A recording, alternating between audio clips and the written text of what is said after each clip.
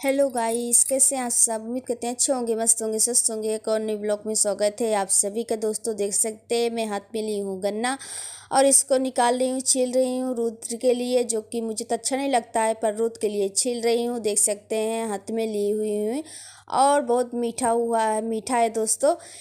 देख सकते हैं आप लोग। इधर रुद्र भी छील रहा है, कह रहा है जल्दी करो जल्दी करो। हम कहे हाँ ठीक है, छील रहे हैं।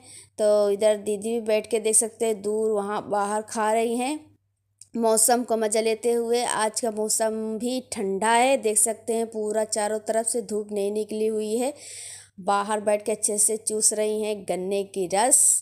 और इधर मैंने धो के डाला था चदरा, जो कि सूख गया है। और इधर मैंने पूरा छील के रेडी कर लिया। अब इसको काटूंगी छोटे छोटे पीस में, फिर रुद्र को दूंगी खाने के लिए। दोस्तों आप लोग ने खाया कि नहीं, कमेंट करके ज़रूर बताएं। और इसको तो मैंने कर लिया है रेडी, देख सकते हैं छील के। रिद्धि भी आ गई है। बाय बाय दोस्तों।